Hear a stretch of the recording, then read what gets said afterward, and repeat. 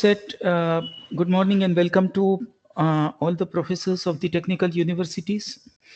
The topic that has been allotted to me is the design of earthquake-resistant retaining structures, the subject being very large. I have decided to take it on the entire scope rather than going into much of the depth. So this is my email ID that I'm sharing with everybody, and the presentation's copy has already been shared to Professor Sanghvi, so that whosoever is interested in studying further, they can have a copy of the same. So here in the title slide, I have shown you the entire gamut of different kinds of retaining structures. Sometime, very beautiful kind of a retaining wall in the form of differential level garden that you can see here. What you can see is sir, yeah, please. It is not visible. Is it? Yes, yes.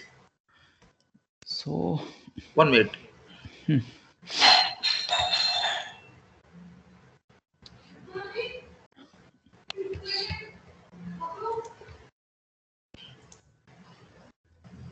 Shall I reshare? No. Oh, okay. Just do it again. That will be. Shall I stop the sharing and reshare? Yes. Yeah, because there is some kind of internet snag, and that's why it is happening. Here the connection is well with me. Okay. Is it all right now? It's fine.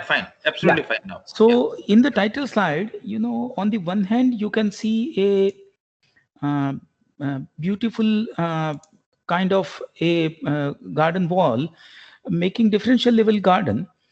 That is also a fundamental application of the retaining wall. Here you can say the multi-layer kind of a thing.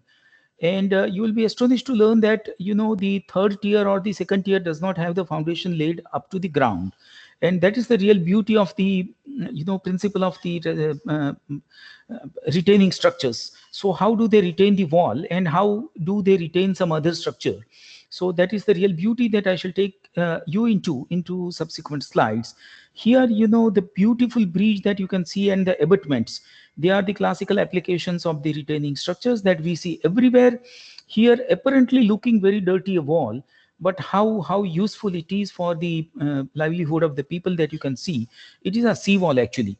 The two women that you are seeing over here are the fisher women, and their entire habitation is staying on the shore of the sea, and their lifeline actually is the fish that is availed from the sea, and this is the retaining wall by which they have constructed their hutments over here. So this apparently looking very dirty kind of a sea wall is actually a very classical kind of a retaining wall design. So I shall take you into the fundamentals, and then I shall take you through some of very important case studies that I have designed during my life.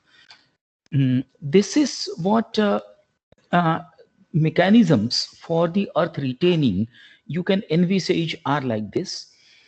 Retaining wall integral to building. What you see here is, this is the retaining wall, this white one, and that is integral to the building, and here the retaining slope of the mountain is. This is retaining wall supporting the building, means the pier and foundation, column and foundation of the building come retaining. So it is a dual purpose structure, but that is again a different kind of a mechanism. From loading point of view, from analysis point of view, from design point of view, this is entirely different from the first one. This is the retaining wall supporting the foundation only, and many a time we call this a toe wall. Actually, it is retaining not only the slope but the foundation of the building as well. As I showed you the multi-layer, multi-tier garden wall, the same kind of an application over here you can see in a different kind of a mechanism, but the spirit, the principle is the same. Here the retaining wall protecting the building upslope. So this is purely, a classical kind of a retaining wall that generally we people see and we learn in the textbook. This is the retaining wall facilitating access and services to the buildings. So it has nothing to do with the existence of the building, but it provides only the service lines over here. And this is exclusive kind of application that you see generally in the, the Pune outskirt new habitations. This is the anchored sheet pile wall. This kind of a mechanism you see here, they are not actually the made up soil, but in the existing soil they have provided a sheet pile over here, and they have driven the anchors inside the existing embankment. So this is the natural embankment being protected with the help of a sheet pile wall, and this entirely a different kind of an application. This is self-balancing retaining wall. Many people call it MSE wall, and this kind of mechanically stabilized earthen walls. Uh, it is a matter of debate whether to call it a retaining mechanism or not. But fundamentally, the principle of retention, they are very nicely interdigitated into the analysis, and that's why, though it is a separate category called MSE wall, I call it self-balancing retaining wall. Here the water retaining mechanism, because our title is not earth retaining, our title is water retaining, and I'm going to take you to earth and water both retaining kind of structures. That's why I thought I should take you first to the earth retaining mechanisms and water retaining mechanisms. This dam is a mechanism in which the water mainly is on the upstream side, and the downstream side is only a low level of water, and it is simply barricading the flow of the river. So that kind of application, it is actually speaking a plain strain mechanism for those who are interested in the structural analysis. This is a canal. It also retains the water inside, but it is not a plain strain kind of an application. It is neither plane stress, neither nor the plane strain kind of application. It is entirely different, a set of problem, and that's why we call it a water retaining structure. It is not actually speaking retaining on all the four sides. It is retaining only on the two sides, so it is a different set of problems. This is the canal in cutting, but this is the canal in embankment. Both are retention structures, but the principles of design are quite different. This is the aqueduct. So the water comes from here, and just like a bridge containing some vehicular traffic, this is a bridge allowing some kind of a water traffic. And this is an aqueduct, and again it is a retention kind of a structure. So two-dimensional confinement is three-dimensional confinement is there, and unidirectional flow is also there here. This is called the canal siphon. So instead of water taking by gravity from over a bridge, we are allowing it to siphon and follow the valley line, and then again let it come out on the other side by siphoning action. So this is called the canal siphon. Again, it is three-dimensional confinement and unidirectional flow allowed.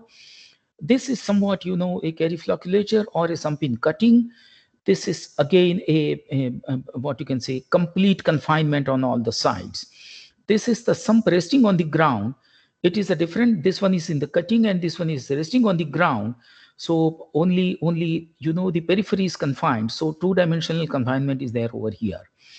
Here, what you can say, the elevated water tank, not resting on the ground nor cut into the ground.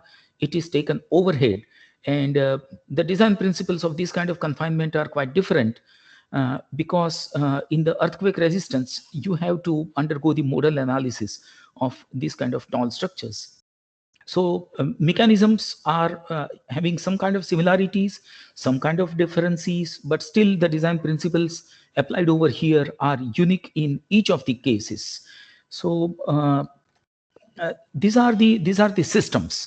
We one system we call the gravity system, in which the self load or self weight of the retaining wall or the retaining structure matters, and that is the main force. Inertia is the main force by which you retain the soil or the water. This is called the piling mechanism, in which the grip into the soil produces some kind of reactions that stalls the active force of the soil or the water. This is the cantilever wall, in which conventionally it acts like a cantilever structure, and that's why we call it a cantilever wall. So the loading of the soil or water, but that is taken through a cantilever mechanism. So one end is held fixed and the entire structure is free, so we call it a cantilever wall.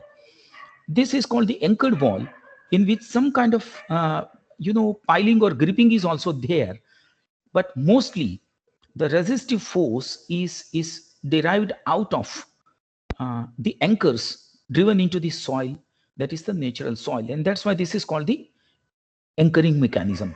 So main these four kinds of mechanisms, they are prevalent, and these are the actual applications what you can see over here. uh, Now the stability aspects. Conventionally, we have learned that there is a sliding stability like this, and there is an overturning stability like this. But besides that, there are two different kinds of stabilities that we need to take into account. One is the liquefaction of the foundation and the challenges induced thereout of.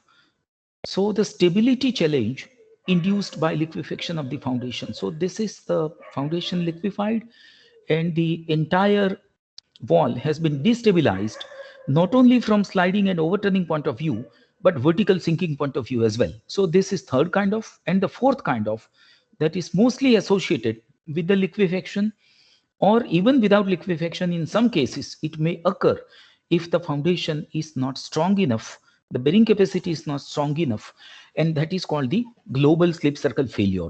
Global slip circle failure means the slip circle that takes away the entire structure from beneath the foundation, and a large slip circle like this takes place.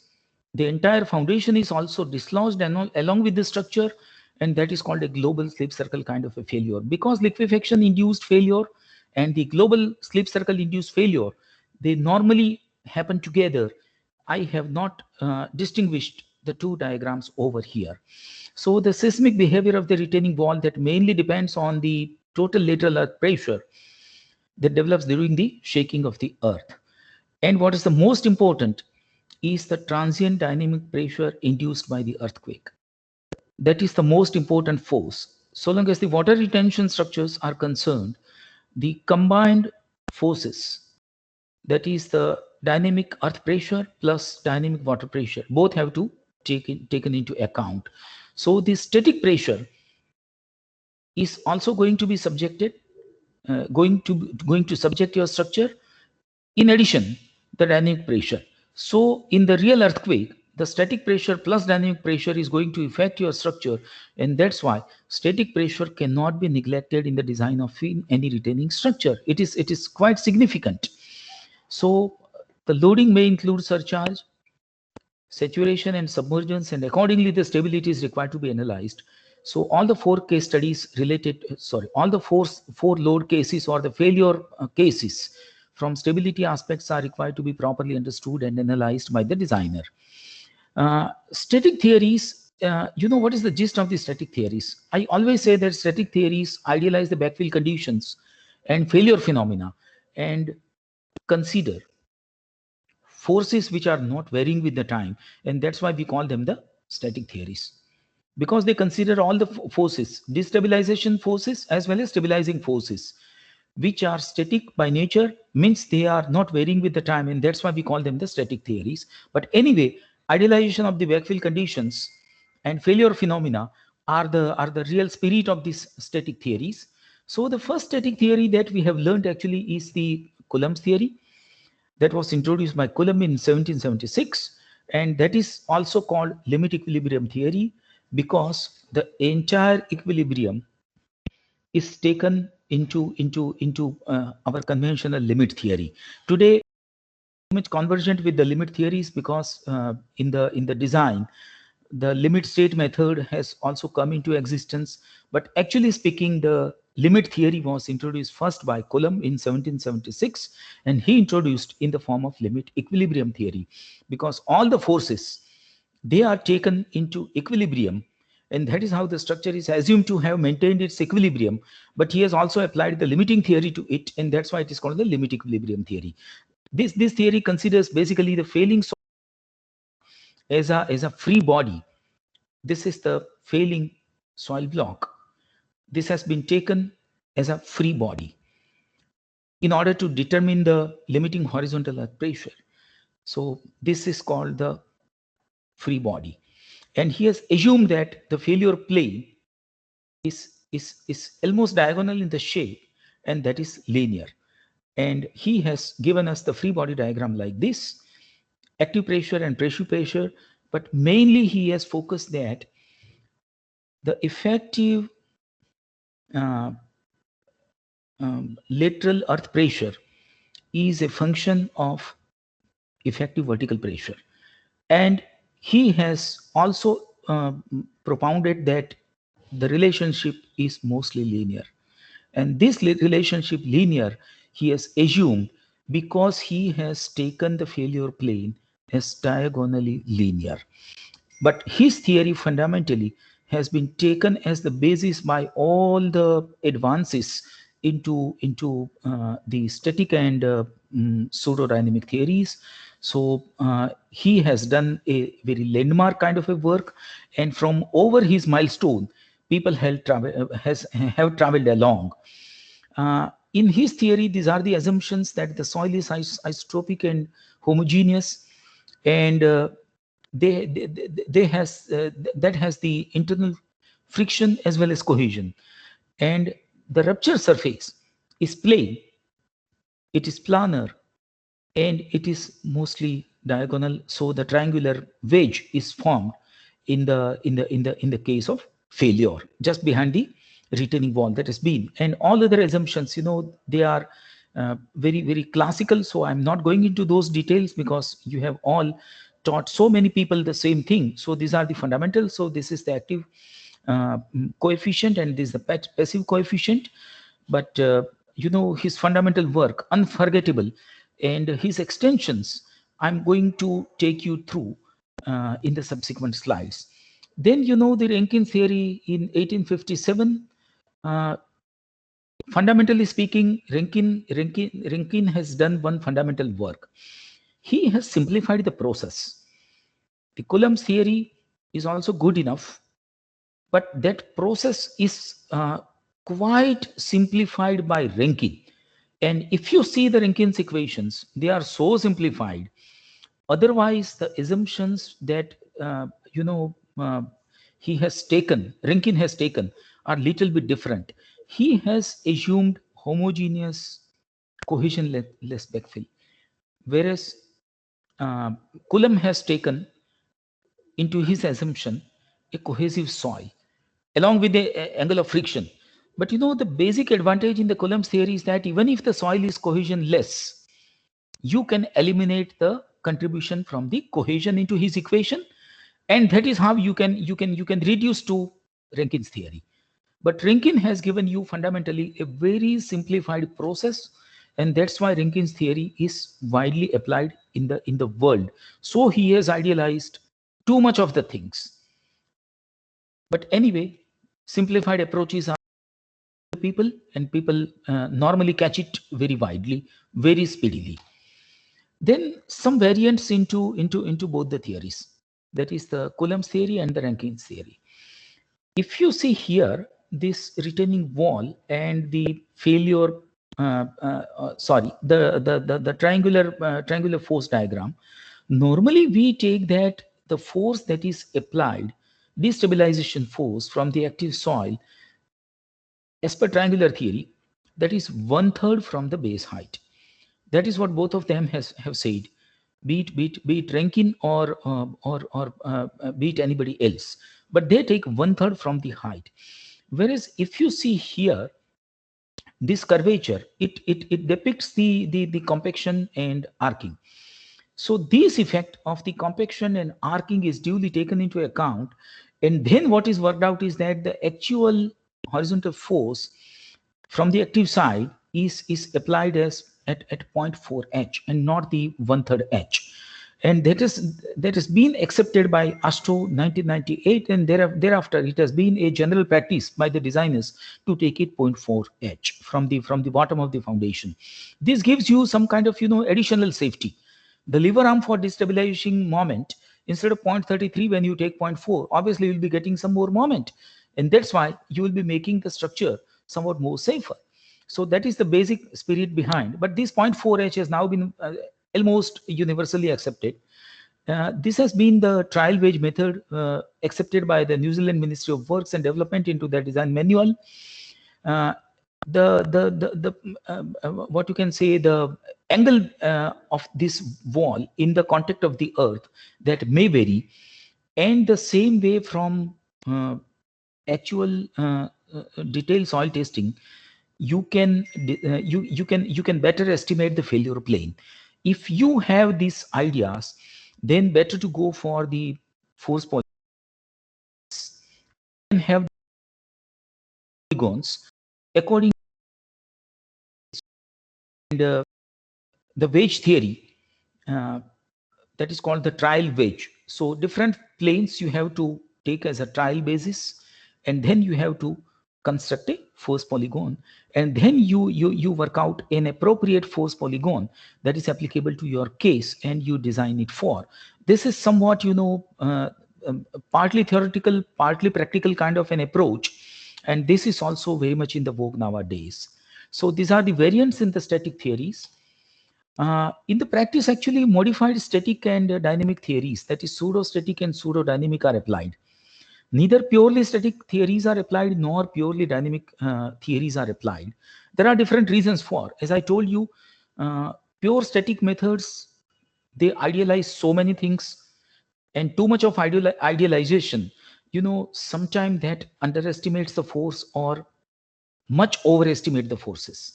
And that's why we modified them. We combine some dynamic factors, we combine some static factors, and we resort to some kind of either pseudo-static method or the pseudo-dynamic method. And in the real earthquake analysis, we normally resort to these kind of methods. Several constants and modeling methods are also available in the world nowadays. It is the designer finally who has to choose the appropriate one. So we cannot say that one measure fit all kind of a solution is always there. Every case has a different kind of merits and demerits, and accordingly we have to choose the right parameters, right method, and some kind of customization is also required to be introduced in the methods. This is the entire bird's eye how in the practice the earthquake resistant design is made for the retaining walls. In the design criteria, there are two aspects to be considered. One is the factor of safety and the other one is the displacement. In the factor of safety, the limit equilibrium analysis is done, whether you use the Coulomb theory or the Rankine theory, all the, what you can say, the polygon of the forces, but that is called the limit equilibrium analysis. That is mostly the static theories. Then the pseudostatic analysis, how the static analysis is customized and some dynamic factors are considered in the form of some modifying constants, and we design or we work out some kind of pseudostatic analysis. In the displacement, there are three approaches widely used. One is the upper bound of the displacement approach propounded by Richard Helms. The other one is the average of the displacement approach by the Whitman-Liao. And the third one is the real dynamic numerical analysis using finite element method or so. In the force calculations during the earthquake, static components are these four: the water force in the front of the wall, in the back of the wall, and the earth pressure in the front of the wall and back of the wall. In the dynamic components, the dynamic water force in the front of the wall, back of the wall is taken, and the dynamic earth pressure is also taken into account. But in addition thereto, one more force, that is the inertia force of the wall, that is also taken into account in the dynamic analysis. So this is how the entire design is normally carried out. In a very nutshell, I'm taking you to the seismic coefficients in the horizontal axis. In the pseudostatic analysis, how do we work out? So these are the horizontal seismic coefficient for the forces, and these are for the acceleration.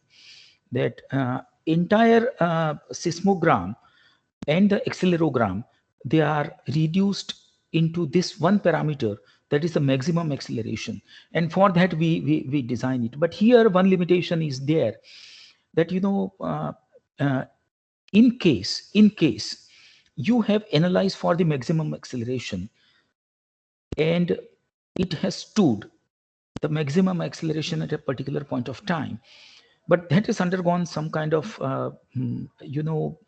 damage inside. It has stood but with damage, and in the aftershock, though the accelerogram is having lesser value of the maximum acceleration, your structure will fail. So these kind of subtle aspects, they are not taken into consideration to this kind of pseudostatic analysis. This is the displacement aspect, that is the Richard L method, upper bound displacement. He has given the formula like this, and the Whitman-Leo, he gives you the average of the displacement. And again, this is a statistical approach, that the displacement will be worked out as a mean or the average, and the design safety factor will be taken, will be considering the what you can say, the ill effect due to maximum displacement. So this is how the factor of safety would differ, whether you go by the Richard Helms or you go by the Whitman-Leo, and that is how we make the structures safe.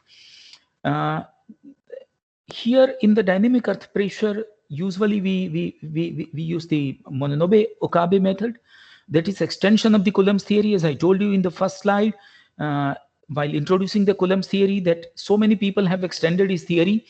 And here these two people have actually extended the Coulomb's theory by adding some kind of seismic force coefficients, and that is how this kind of force diagram that they have introduced over here. This is the equation by them, and their dynamic earth force is assumed to be acting at half the height of the retaining wall. In the static, we assume it at either 1/3 of the height of the retaining wall or 0.4 h, as I told you in the ASTO case. Then the dynamic component, that is assumed to have been acting at 0.6 h, that is much above. Why? Because this dynamic component is basically earthquake induced, and it is assumed that that will be more effective at a shallow depth. And if you are a student of seismology, you will be knowing it better, that some kind of waves, they are having highest intensity, somewhat 1.5 meter to 2 meter deeper than the top of the soil. And that's why this is in line with them, but not exactly rationalizing with that kind of principle. But he has assumed that it should be acting at 0.6 of the h from the bottom. And the water pressure, normally we resort to the Westergaard equation, we solve it, and we get this value for the dynamic water pressure, but that is acting at 0.4 h from the bottom. That is because water is having triangular force diagram. So on the top it will be 0 and the bottom will be maximum, so 0.3 from the foundation. But here it is taken as 0.4, just as I told you, from the bottom there is some kind of curvature effect, and that's why 0.4 is taken. And the inertia force of the wall, it is very simple, mass of the wall into horizontal seismic coefficient. But one thing is very clear to be understood, that pseudostatic and pseudodynamic methods are which use the static dynamic models with modifications in other methods. So they are not the pure methods, they are modified basic methods. And site-specific seismic coefficients are also widely used nowadays, because now we have enough of the seismological data of all the important sites. And that's why this has now been very much widely used in the practice. Site-specific seismic coefficients and site seismic parameters are worked out by the seismologist, and they give to the designer, and accordingly these coefficients are taken into pseudostatic and pseudodynamic analysis. So now let us go into the applications. Each of the application is unique, and that requires some case specific forces and modeling to be considered. And I'm taking you to the actual cases, so you will be better appreciating this principle, that Each application is unique, and that will require case specific consideration of the forces and modeling. So this is the first case study of the abutment of the bridge on a canal. Apparently looking, this bridge is very small, just 60-meter total span, and this abutment on both the side, left and right side, they are actually covered by the canal slope. But what is the difference between the conventional abutment and this kind of abutment? In the conventional abutment, you know it better that the what you can say, the passive side. That passive side is having a straight level like this. This kind of feeling is there on the passive side, whereas here it is the triangular earth. So your basic static theory, either Rankine or Coulomb, that will not be straight away applied over here. You will have to modify the coefficient because of this triangular earth pressure on the other side.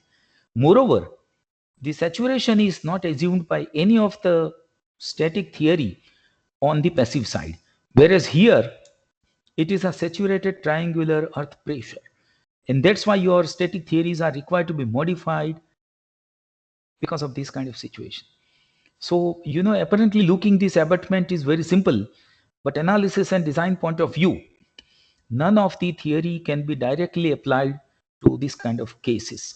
And this is the Kutch branch canal into zone 5, and frequent tremors up to Richter scale 4.5 are usual over here, and that's why we have resorted to the pseudo-static method over here with modifications into Coulomb theory.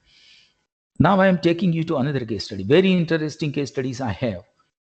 This is the main regulator of the Narmada main canal, and that's why I have written here chain edge 0.0 kilometer. It is the main regulator. You won't believe this canal is having capacity of 1133 cubic meter per second, bigger than a river. And the abutments here, what you see, these are the abutments. Okay, these are the abutments. Now in these abutments, not only the static force is applicable, but dynamic water force is applicable, because when you operate the gate, the water will not be static. The level will be varying, and that's why there will be a dynamic water force on the other side. One more difficulty is there.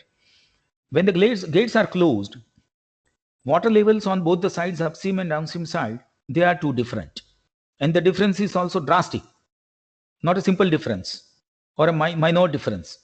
And that's why this abutment is not a two-dimensional problem. Because of the two water level different in the upstream and downstream side, it is not a linear problem like this. It is not a linear problem like this.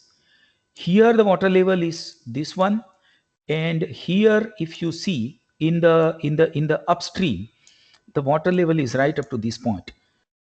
And when the gates are operated, the water is a dynamic force. So in two different cases, not only you have to check the design, but this wall will be required to be analyzed from three-dimensional point of view. So this is not a 2D problem because of these two different water levels on the same retaining wall in part length. And that's why these are three-dimensional problem, and that's why this is a unique in its own. Now I'm taking you to another problem like this. This is actually a canal siphon, and this one is the bridge in the beginning portion of the canal siphon. What you see here is the bridge. Canal siphon, okay, siphon point of view, the design could be different. But here the retaining walls, what you are seeing over here on the two sides, these are the retaining walls. These two retaining walls, they are very, very, very distinct. What the Coulomb theory or the Rankine theory prescribes is, for a wall having some kind of foundation and the top end free. Whereas here, because of this tying mechanism, this is not a simply supported slab, because it is a canal siphon and it is a set of horizontal barrels. So this one is a prompt cantilever. This one is required to be designed as a propped cantilever. When this kind of situation is there, you call it a cantilever, but here it is tied one from the top. That's why it is a propped cantilever. But none of your static theories would permit you design like this. So it is again a different case, a unique kind of a case. Now I am taking you to the dam. This is a classical example of a large dam called Ukai on the Tapi River. What you see here in the photograph is the spillover section. Okay.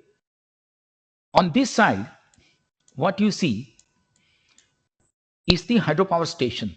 These are all the hydropower stations. And this is actually speaking the divide wall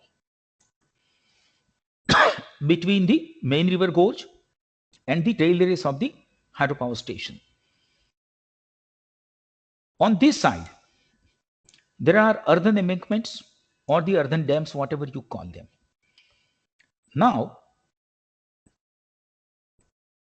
the modeling of the dam will be done like this. This is the foundation. This one is the dam portion, what you see here. These are the gates, and this one is the reservoir. So if I take the cross section of the spillover section, my model will be looking like this. Okay. Now, you have to model the ground motion. You have to model the inertia weight of the dam. You have to consider the inertia force of the dam. And you have to take the water dynamics, water static as well as water dynamic.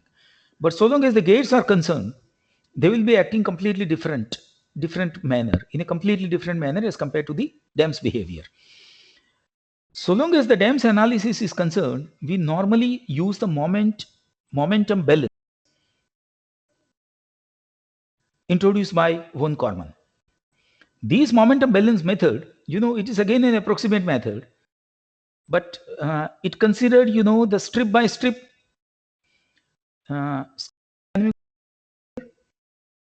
and the momentum induced by this strip at every different level, and then making either discrete summation or the classical integration of the stabilizing forces as well as destabilizing forces, and then making a balance out of it, is called the momentum balance method. Basically considering the static forces, but we are considering the momentum. When the dynamics is there, it is either the acceleration or the momentum to be taken into account. So von Karman has designed his method based on the momentum. So this is the diagram, and this is a very small strip taken for the force, and this is the effective circle that just like our slip circle, the same estimation has been made that all the hydrodynamic forces will be acting in this kind of a circular plane, and accordingly we work out on these angles theta and the slope of the dam, that is beta inside. If it is vertical, then the method becomes very simple. But anyway, this is the method that we have used in the dam analysis. I'm now taking you to the actual problem. Just this is the introduction of the methods that we have used. And in this diagram, if we do the finite element analysis, the modeling will be like this for the dam. This is actually the foundation forces, and these are the hydrodynamic forces on this side, and that is how the finite element analysis could be done with a proper modeling. But so long as the gates are concerned, as I told you, their behavior is entirely different from the behavior of the dam. So here the gates are radial, so the water pressure will be acting on this side, and the reactions will be offered by the Trunnion points or the hinges. These are the Trunnion points. These are the Trunnion points, and the reactions will be offered by the will also be dynamic. So their analysis will be required to be done separately, and then whatever the dynamic forces are coming over here, they will be transferred on the top of the dam like this. And then the dam analysis will be completed. So first the gate analysis will be carried out, then the reaction from the Trunnion points will be taken, transferred to the dam top, and then the dam analysis will be completed. If you have some better software, you can model the gate and the dam altogether. Exercise would become very clumsy, and that's why normally we do the two separate exercises. But in the finite element analysis, you can also do the modal analysis if it is applicable in the dam, not in this kind of dam where the width versus height of the cross section does not lead to any kind of slenderness. But if it is any kind of a slender structure, then you can go for a modal analysis of the dam. You can work out first mode, second mode, third mode, fourth mode, and so on. In these kind of cases where it is non-slender kind of a structure or a short structure, you can also do the plane strain analysis as an alternative. The plane strain is nothing but classically the metric stiffness method with the plane strain kind of a matrix, and that also can be applied to this. Now this is the plan of the same Ukai Dam, and I'm taking you to some kind of exercise that we have carried out. Actually, this is the spillover section that you have seen in the photograph. This is the spillover section, earthen embankment. This also in earthen embankment. Okay, and this is the spillover section. This is the divide wall. Okay, what you see in the photograph, and this portion actually is the hydropower tail race. And here, this is the nose wall or the divide wall that you saw in the photograph over here. Actually, this divide wall or this is the nosing portion of the divide wall. This was very badly damaged after 35 or 37 years from the construction of this dam. And here in the photograph, what you see is the disrupted kind of a nose tip of the divide wall. And this was mainly because, frequent minor tremors, say Richter scale 2, 2.5, but they were actually, troubling this wall. And hydrodynamic forces, they were so immense during the monsoon because this too big a reservoir on the Tapi river. The storage capacity is quite big, as good as 6 million acre feet of the storage is there in this dam. And this was very badly damaged, a nose tip portion of this divide wall. So, the restoration was to be done. So we analyzed this. We found the natural frequency of this portion, and accordingly we estimated the dynamic forces from the earthquake as well as the hydrodynamic forces, and then we gave the solution like this. This is the sketch of the entire solution. Whatever the erosion took place in the river gorge was duly plugged using the low and pebbles. And then there was one polyester geogrid that was put on the top of it, and that was taken on the inclined earthen embankment as well. But beneath that, there was provided one non-woven kind of a geofabric, and the basic purpose was to ensure a proper bond between the wall and the gabions, so that the real tension is produced in the geogrid. And that's why, in order to ensure a proper friction between the soil mass and this superimposed grid, that we had to make these kind of mechanisms. We put the gabions over that, so that there is a semi-rigid kind of a surface with significantly great a self weight, and that was clad with the concrete wall. So the basic purpose of this concrete wall was to take the clobberings of the water, that is impact of the splashes of the water, because of their hardness. The difference between the stiffness and hardness is very much known to you, so I'm not going into that detail. But then the semi-rigid kind of the gabions are there for the self weight. So the total weight of the the superimposed mass is so much so that the geogrid comes into proper tension, and that is how it stalls the destabilization of this soil mass under the earthquake as well as the hydrodynamic forces. And the solution is working well. we have executed like this. And the testing of this kind of structure was also done in 2019 and 2020.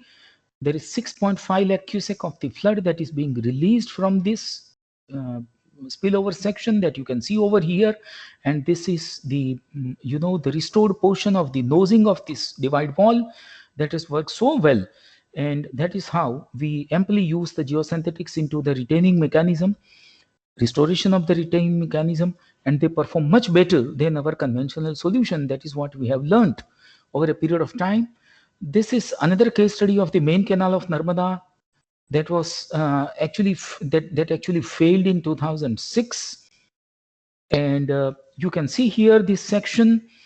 This is the tracing of the piping that occurred before the failure. And you can see here the stratified embankment is there, and there is no zoning or there is no filtration. It was homogeneous section that failed, and that was because of the subsidence of the embankment. It was too tall an embankment, 10-meter height was there at this location. And because of the crumbling or subsidence, that this embankment that was looking like this finally came into this kind of shape. And here the piping took place exactly at this location and it failed. The restoration was done similarly, using the geo reinforcement. And again, the principle of retaining wall was applied over here. This is actually called a wraparound kind of a geosynthetic reinforcement mechanism. Here, this entire embankment, in itself is a uh, loading active soil plus retaining wall. This much portion will be acting as a retaining wall, and this much is the active soil, and this water is also active load over it. But there is no clear line of demarcation between the retaining wall and the active soil mass. And that is the real beauty of these kind of solutions. The principles are the same, but the retaining wall concept is entirely different. There is no clear distinction between the active loading and the retaining wall. And that is how we have given the solution for last 14 years. It has been standing so well. And that was my seminal project in the application of geosynthetics. Thereafter, I have made so many designs with the geosynthetics. And this is how the completed canal was looking on the water side and on the other side. Now, this is the final case study that I am taking you to. This is the canal embankment in the sand. There was no other kind of a soil that was available for the canal embankment. As I told you, on the horizontal axis, the water is confined on the transfer side, but the longitudinal side on the horizontal axis is free. So it is called a linear problem. And here the canal bank itself is a retaining wall. But here there is nothing kind of what you can say, a retaining wall and an active soil kind of a thing. It is a self-balancing mechanism. It is unlike the main canal case study that I showed you just before. It is a self-balancing kind of a earthen retaining wall, and that's why there is no embedded kind of two different things, active soil and the retaining wall kind of a thing. uh, Actually, the problem was very different over here because only the sand was there. The compaction was almost impossible, and the permeability was very high. Normally, this kind of yellow line is the permeability line, but here in the sandy embankment, the permeability is so high that the hydrostatic line or the phreatic line will be looking like this, cutting the embankment above. So either you construct a very wide embankment like this to maintain it within the width of the section, or you do something such that the stability of the embankment is not endangered. In this kind of enlargement of the width of the embankment, the quantity of the earthwork would be too high, and again the stability of the sand in too wide kind of an earthen embankment is a question. So it was very difficult kind of a problem. The compaction with any kind of machinery was also a problem. and that's why disintegration of the entire embankment was unlikely. And because this is very close to the small desert of the Kutch, it is very sensitive from earthquake point of view. So this kind of spreading failure during the minor tremors was unlikely, and that's why the problem was very severe over here from design point of view. So we designed this as a self balanced reinforced embankment, and this you may call the mechanically stabilized soil wall or the earthen wall. So these are the geo reinforcements, the geo grids that we have applied over here. This is the water flowing into the canal. We have used the geosynthetic clay liner over here just in the back of the lining to check the seepage in order to the soil uh, does not come into the contact of the water and it loses its mechanical bond. So that was our basic objective. Then the geogrids, they were used over here as the stabilizing mechanism. And this is how the lining was done. And finally, the canal was completed like this. This canal, you won't believe, in 2019 when the rainfall occurred, sorry, 2017, it was a torrential rainfall over here. And because it is a desert land, it is a tableland. So there was no drainage on the surface. And this canal remained submerged for 3 days. Normally, the canal is not designed for the submerged condition, but this canal remained submerged for 3 days and the water got receded. We inspected the canal and there was no damage to this embankment. So this is the beauty of this kind of retaining mechanism. So I thought I should provide you a large gamut of the applications of the retaining structures with the different challenges and the different kinds of solution. Because this is just one session, I thought I should give you a broad overview of. So I'm really grateful to all the mentors who spared their valuable time over here to listen to me, a practicing engineer. But I offer you my obeisance because the knowledge that has been imparted by you has come to my help all the life, and that's why I have been able to design so many solutions. So I am really grateful to all the mentors of this world, and I humbly offer my obeisance to them. All the questions please be diverted to me on my email id, that is vivekpkapadia@gmail.com, and I shall be answering your all the questions. You can also take my contact number from Professor Chaitanya Sanghvi. So in case there is any kind of a telephonic dialogue possible, we shall make it after my office hours. But today, because I have to attend one interstate meeting uh, at an authority which has been appointed by the Supreme Court at 11 o'clock, I beg your pardon to take your leave little bit earlier. So thank you so much. And now I'm just uh, Uh, looking out of this screen. uh, Thank you so much, Vivek sir, for taking time for us Yeah, it was and my pleasure. delivering. Yes, sir. Thank you so much. uh, And now, yeah, Misha. Uh, Thank you, Kapadia sir. It was Yeah, it a was my really pleasure. wonderful session we have, and we are knowing you have designed and gave solution of many problems, uh, and being uh, you see, we respect few experts who is doing solution fundamentally, and you are one of them, sir. And Thank you. Thank you. I think it was a really wonderful presentation, and I think uh, uh, the participant have enjoyed it. And I have already shared the presentation in the Telegram group, so all the Thank you. participant can go through the presentation. Uh, so thank you, Kapadia sir, for Thank your you so valuable much. time. Thank you Thank so you very much. much, sir. Thank you. Thank you. Pleasure.